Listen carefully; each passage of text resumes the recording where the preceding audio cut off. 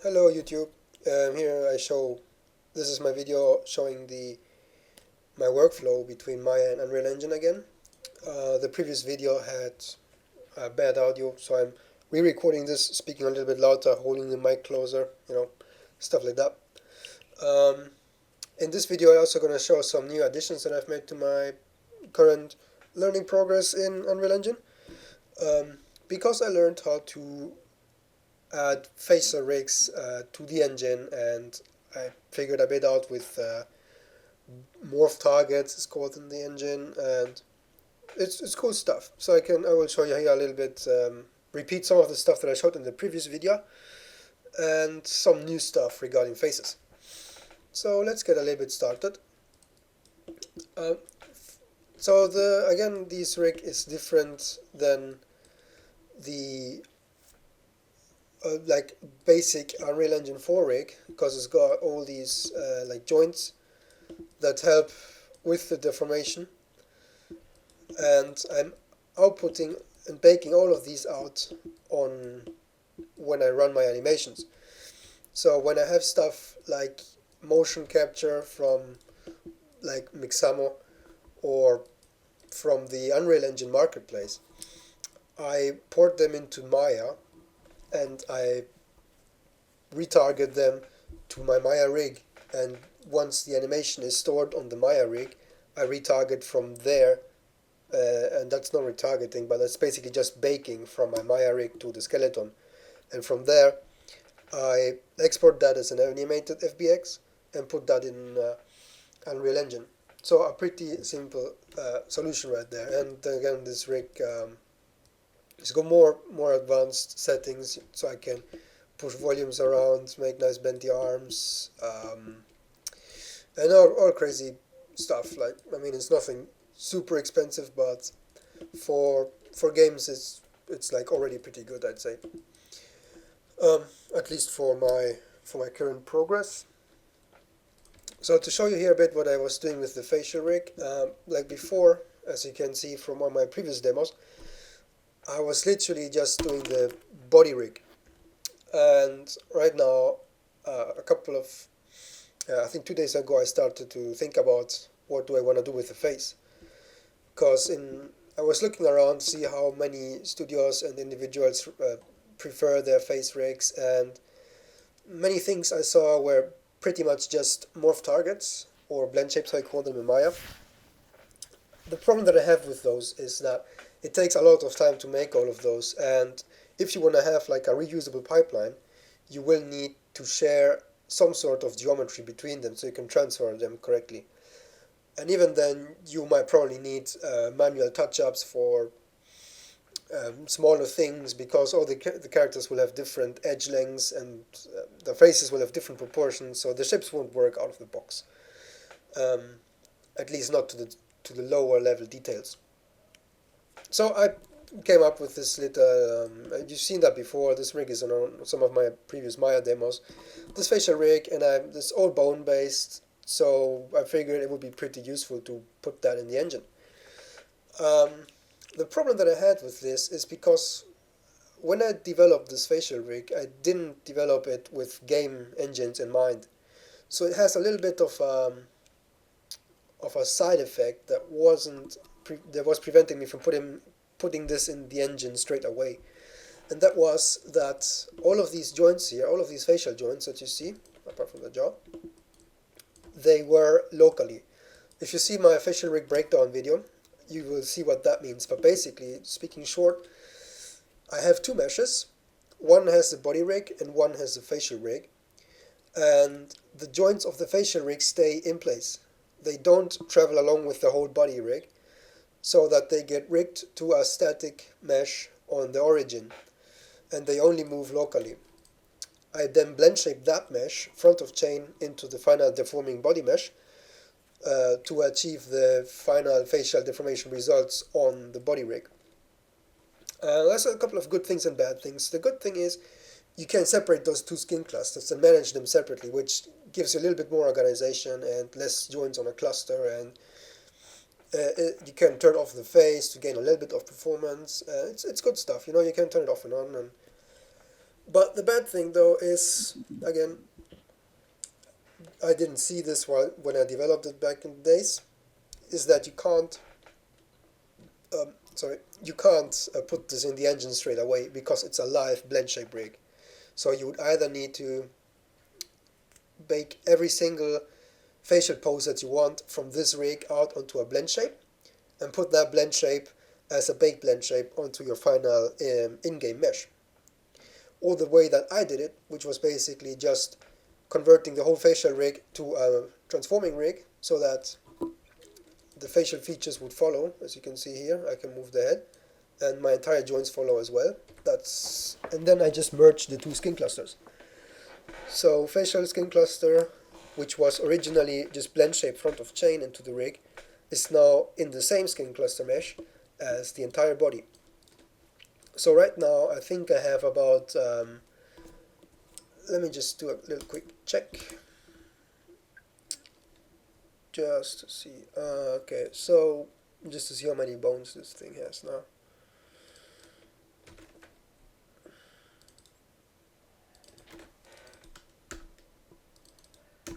Okay, right now I have got 353 bones in my rig, and I think that's also including, yeah, this is the heavy version. I think the in-game one is a little bit cheaper. Let me just check this one. Yeah, 321. So it's still a lot of bones, but since the engine has at least for logic, for meaningful reasons, unlimited number of bones. I think I read that they store that in a 2 bytes variable, so you can go up to 65,000 bones, which is ridiculous, but it's good because that goes over the limit of 255, which you would be getting with just 1 byte. So that's cool. I could have all of these nice bones in the skin cluster and everything is fine. At least I haven't noticed any deformation issues from bones not being added onto any deforming mesh. So that's cool. So yeah, once I've been spending a little bit of time yesterday doing a little bit of a facial workout animation. As you can see here, that's basically my little animation. I did put in some extremes, like face completely compressed to like angry and surprise. Basically eyes wide open, mouth wide open. Then some pullbacks, tongue out. I tested a little bit the tongue. You can see here the kiss shape of the mouth, lip rolls, like we can see this is roll out, roll in, roll out, roll in. So the lip rolls were pretty fine, I think. Then like a little happy expression. Testing, like adding a little blink here. Where is the blink? There's a blink. It looks pretty cool. So that was my first stage, just checking the facial for all of this is pretty much just my bone rig. And you can see some stuff is happening down here with the neck. So I added some neck tense shapes. They're separated currently into 3 segments and then again separated in left and right. That's pretty much some of the major neck tendons that are working in the neck based on your facial muscle action. This is not 100% anatomically accurately triggered, but it just adds a nice additional effect to the facial performance. So that's pretty much that. So it's cool, So to go back and repeat some of the stuff from the old video, the entire rig works as a rig in Maya would work. You have your controls, you have your advanced joints, you see like we've got some broken hierarchies here and lots of connections and constraints going everywhere. And that's fine, that's what you want for the Maya rig. But when you want to import this to the engine, you have to change a bit. I'm just going to go over the basics here just in case. And that's basically this rig here. I'm going to hide this character for now. hide that. Put this up. Okay, so you can see this rig is slightly different. Pretty much it's got no controls whatsoever, and it's the entire bones that I use for my skin cluster I parented underneath this one hierarchy. So we've got joint root, and in it there is all the other bones, and then each of them has got their meaningful, like, children and whatnot. So this is the skeleton that I then save. I made this, I saved it out as game rig skeleton, and I imported it back in every time when I want to bake out animation. And basically what I do there is, for each bone in the Maya character rig, I constrain the translate and rotate to this bone, from these bones to that guy, so that these bones get driven by the main rig, and I connect the scale. I need a direct scale connection because these bones have got their scale compensation, so that the scale constraints wouldn't work that well. That's why you need direct connections, because the segment scale compensate acts pretty much almost as a inherit transform turned off for the scale channels only. So that's one thing there to keep in mind. So I get this rig, I import it. I think I already baked it out. Yeah, so you can see I did this here, and I baked out the facial performance animation, the little range of motion for this. So they can see basically this entire thing up here is the game character rig, and this is the Maya rig. So that's basically my baking right here. I have the Maya rig with its animation and everything, and when I'm ready, I import the game version of it and just bake stuff to it. And I do that with the bone translates and scale and rotates, and also with the blend shapes. So I do a direct connection from this guy's blend shape for each target onto the Maya rig version, and then when I want to bake, I specify those attributes in there as well to bake it out. And then once it's done, it's pretty much just this export. Now, when we export to the game, we don't need the meshes again, because when you import them, let's say you have your mesh. It's pretty much just the skeleton and whatever meshes you have with the skin cluster to the skeleton and blend shapes / morph targets on it, right? So, and no animation. So if I wanted to import this as a mesh, I would just kill these guys, go to frame 0, kill the connections here, get the skeleton, break all the connections for the entire skeleton hierarchy, and now this is completely inanimate, completely static. So now I can grab all of this and export that out as an .fbx, and that then is the main base mesh that I import to the engine. That's pretty much just a mesh and its skeleton, so it can associate the skin cluster and the material information and whatever. When I then export the animation, I only export the segments that I need that are animated. Let me just undo this. I hope it doesn't take too long to undo. Deletion of a couple of thousands of keys. Anyway, I'm gonna continue. There we go. Continue a little bit more till we. Yeah, so that's with the blend shapes. Okay, now we're back in the business here. So if I want to export this as an animation, I don't need any of this, right? Because none of these things have morph targets.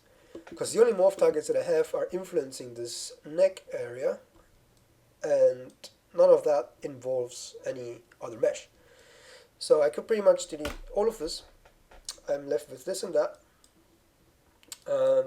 Obviously this character needs to go, so I select these two and go export selection, and then I export that as whatever. I exported this already as facial test long MT for morph targets. Okay, so when you then import, go animations, facial, you import the thing, the FBX that we did, Let me just do that.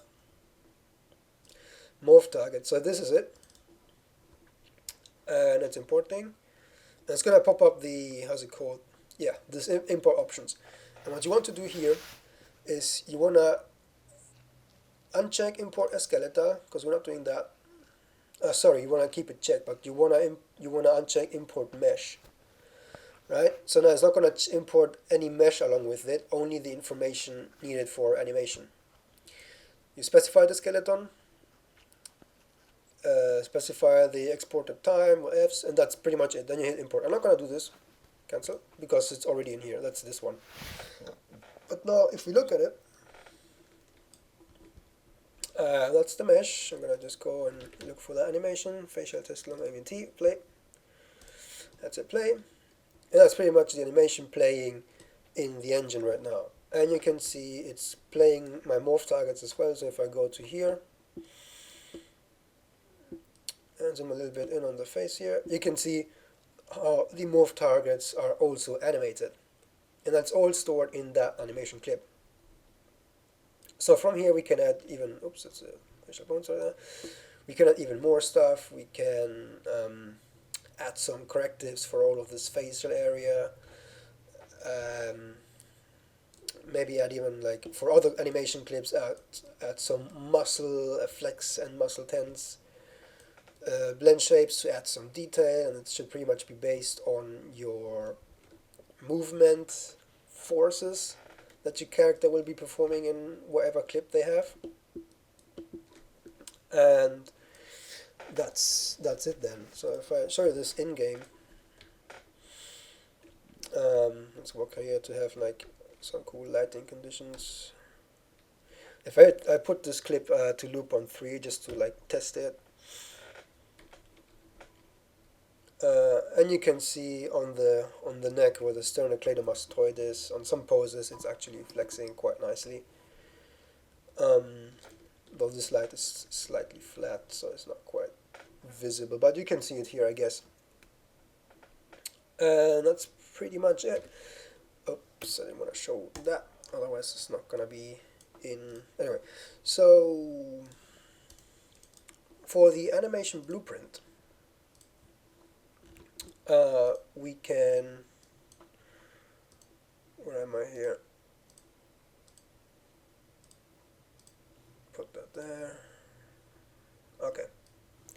So for the animation blueprint, let me just go view my anim graph here. The thing is being added here, right? Facial, creating an entire state machine for facials that I can blend on and off. So I could pretty much turn it off if I don't want to have any facial animation with it. And then I would also use the, oh, what happened there? I will use this mesh rather than this. So this one is slot A. It's the highest lot that's got all the bones, all the skin clusters, facials, and morph targets and whatnot. This one's slot B. It's got less bones, still a lot though, but like no facial rig and no morph targets. But anyway, oh, one more thing here. So because I'm creating a complete facial state machine, and currently it's super simple, right? We've got idle. That's pretty much playing a static pose. I'm gonna make a little idle facial animation where she's blinking like every 3 seconds and eyes like slightly idling. Simple stuff.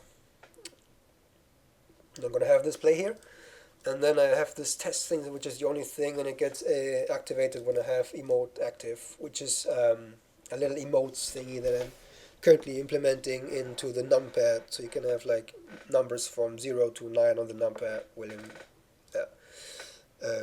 execute like random emotes, like salute, head nod, head shake, stretch, random stuff. Showed that in another video as well. So it pretty much plays then this animation, and you can see in this clip it says additive in parentheses. Now this is important because if you blend this, so I'm using a blend apply additive to apply the facial animation onto the body, which means on my export I 1 second. Which means on my export, the only thing I export is the facial animation. There's no other animation in the thing. So if I was to make an animation where both body and face are acting, I would separate those two things into two separate clips. One where the body is doing its stuff, and one where the face is doing its stuff, and no one is overlapping.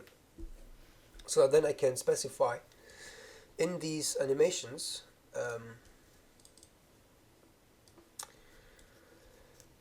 you need to do this additive settings, needs to be local space. It can't be mesh space, it has to be local space, because we're doing the addition in the space for each bone separately. And that's pretty much it, guys. Because then like the facial state machine could be a lot bigger. We could have more. We could have like an entire section of variables here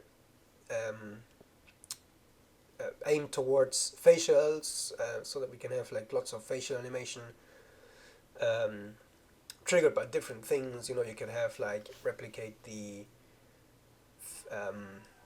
different types of facial expressions depending on what the character is doing. Like if you're about to jump, you could have a little bit of a face squash in it, so that you get that feeling of realism in the character's efforts for whatever it's doing. Now it's something that you might not want to have visible all the time, because I mean the current gameplay that I'm using is like I've got this third person where we're pretty close to the character, and so I wanted to, like, if you were to like show, like, move the camera to you so you can see that the character is there, that you can see that the face is not just completely static. That you have that the character has the range. And again, at the same time, I also wanted to move away from something that is just very simplistic, jaw open and close, and maybe some lips narrow and widen and eyebrow up and down, the machine type stuff that just looks robotic. I wanted to have like a really expressive face that would have enabled the character to not just have a machine generated lip sync, but to be able to have a completely valid acting of the character. So that I did this, like, that's why I did this whole range of things. So I can have the character transmit the emotions correctly onto the viewer if you were viewing them. And that's also the reason why I added these, like, the neck tendons, so that they could just emphasize it even more. And I guess that's it now for the facial deformation thingy. My next steps might be, I'm not sure if I'm going to do them straight away, but it will be dynamic maps. So the maps will be driven by specific attributes from facial animation, and that will be blood flow maps, wrinkle maps, and stuff like that. So that's some ideas that I'm thinking about seeing then already being developed on other occasions. But this is as far as I've been coming now, and I'm pretty satisfied with the current result. I hope you enjoyed this video, and if you have any feedback, please just let me know, and we can talk about stuff. See you in the next one, guys. Bye.